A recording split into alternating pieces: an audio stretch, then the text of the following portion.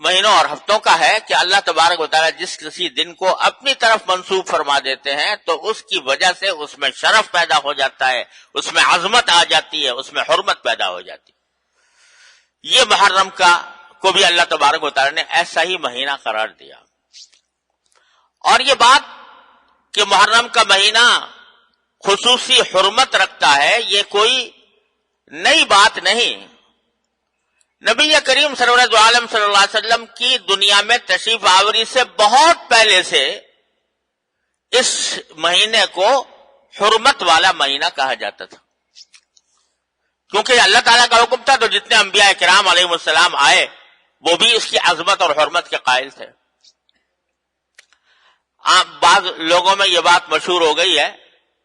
کہ عاشوراء یا 10 محرم الحرام کے دن کو جو خصوصی تقدس حاصل ہے وہ حضرت حسین رضی اللہ تعالیٰ عنہ کی کربلا میں شہادت کی وجہ سے ہے۔ بعض لوگ یہ سمجھتے ہیں، یعنی چونکہ حضرت حسین رضی اللہ تعالیٰ عنہ کی شہادت میدان کربلا میں 10 تاریخ کو ہوئی تھی، 10 محرم کو، اس واسطے وہ سمجھتے ہیں کہ عاشوراء کی یہ خصوصیت ہے اور عاشوراء کے اندر یہ تقدس ہے یا اس کی حرمت ہے کہ وہ حضرت حسین کی شہادت کی وجہ سے وہ معزز اور مکرم ہو گیا۔ یہ بات درست نہیں ہے، اس لیے کہ محرم کی حرمت تو بہت پہلے سے چلی آتی ہے، انبیاء کرام کے زمانے سے چلی آتی ہے،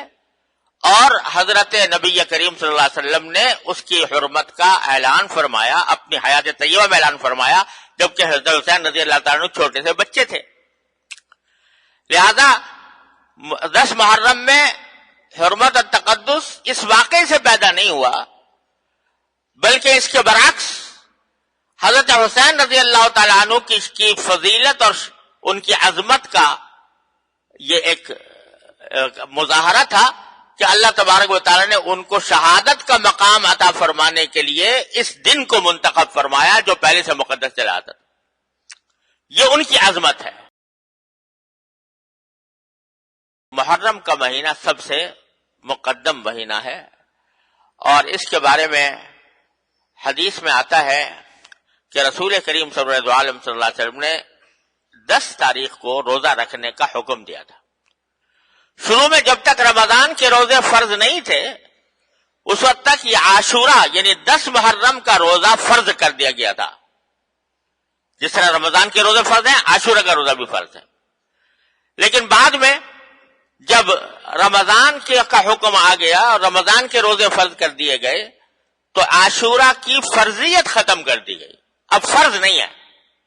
لیکن اس کو باعث اجر، باعث فضیلت، باعث ثواب قرار دیا گیا۔ یہاں تک کہ ایک حدیث میں رسول کریم سرور دو عالم صلی اللہ علیہ وسلم نے فرمایا کہ 10 تاریخ کا جو یہ روزہ ہے 10 محرم کا،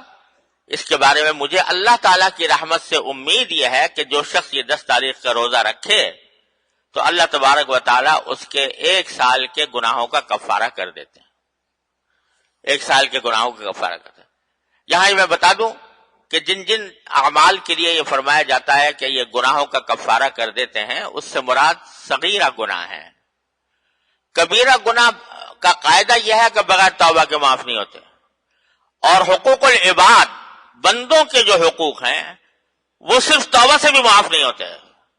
اور ان اعمال سے بھی معاف نہیں ہوتے جب تک کہ صاحب حق کو اس کا حق ادا نہ کر دیا جائے، حقدار کو اس کا حق نہ پہنچا دیا جائے، یا وہ خوشی سے، خوش دلی سے معاف نہ کر دے، اس وقت تک وہ معاف نہیں ہوتا۔ تو یہ جو کہا گیا کہ 1 سال کے گناہ معاف ہو جاتے ہیں، مطلب یہ کہ صغیرہ گناہ اس سے معاف ہو جائیں گے 1 سال کے۔ اگر کوئی کبیرہ گناہ کیا ہے تو اس کے لیے توبہ کرنی ضروری ہوگی۔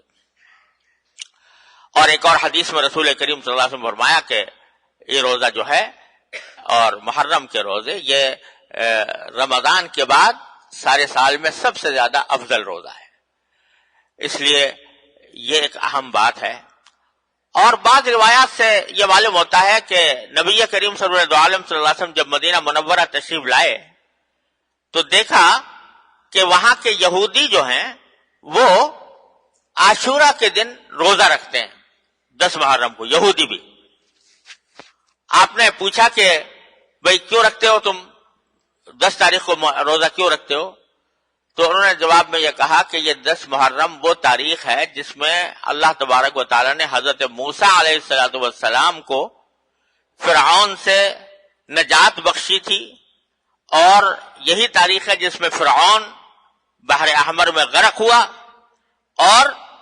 اسی تاریخ میں حضرت موسیٰ علیہ السلام کو فرعون سے نجات ملی، اور پھر وہ اپنی قوم کو لے کر صحرائے سینا کی طرف روانہ ہوئے۔ تو چونکہ فرعون غرق ہوا اور نبی حضرت موسیٰ علیہ السلام کو آزادی اور فرعون کی غلامی سے بنی اسرائیل کو آزادی ملی، اس کی خوشی میں ہم اس روز روزہ رکھتے ہیں۔ تو نبی کریم صلی اللہ علیہ وسلم نے فرمایا کہ بھئی موسیٰ علیہ السلام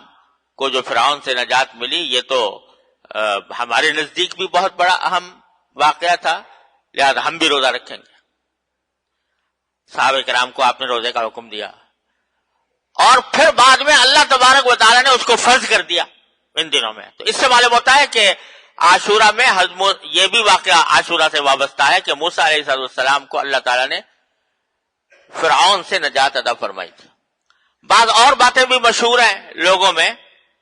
کہ یہ وہی دن ہے جس میں حضرت ابراہیم علیہ السلام کو آگ میں ڈالا گیا تھا اور آپ اس میں سے صحیح سالم نکل آئے تھے۔ یہ وہی دن ہے جس میں حضرت آدم علیہ السلام کو زمین پر اتارا گیا۔ یہ وہی دن ہے جس میں نوح علیہ السلام کی کشتی جو ہے وہ طوفان سے نجات پا کر کسی پہاڑ پر آ کر ٹک گئی۔ یہ باتیں لوگوں میں مشہور ہیں، مگر اس کی کوئی مستند بنیاد نہیں ہے، کوئی مستند روایت نہیں ہے کہ جس سے یہ باتیں معلوم ہوتی ہوں، ایسے لوگوں میں مشہور ہو گئی ہیں۔ لیکن یہ بات صحیح ہے کہ حضرت موسیٰ علیہ السلام کو اس تاریخ میں اللہ تبارک و تعالیٰ نے فرعون سے نجات دی تھی۔ بہرحال نبی کریم صلی اللہ علیہ وسلم نے یہ حکم دیا کہ روزہ رکھو، اور پھر اللہ تبارک و تعالیٰ نے اس کو فرض کر دیا۔ بعد میں پھر فرضیت ختم ہو گئی، لیکن اس کی سنیت اور اس کا استحباب اور اس کا باعث و ثواب ہونا یہ باقی رہا، اور یہ قیامت تک عاشورہ کے دن روزہ رکھنے کی فضیلت قائم رہے گی انشاءاللہ۔ البتہ اس میں نبی کریم صلی اللہ علیہ وسلم نے ایک تصرف فرمایا، وہ یہ فرمایا کہ بھئی عاشورہ کا روزہ تو بے شک رکھو، لیکن چونکہ یہودی لوگ بھی عاشورہ کے دن روزہ رکھتے ہیں، لہذا کہیں ایسا نہ ہو کہ تمہاری ان کے ساتھ مشابہت پیدا ہو جائے، یعنی تم بھی یہودیوں کے مقلد بن جاؤ، یہودیوں کے مشابہ بن جاؤ۔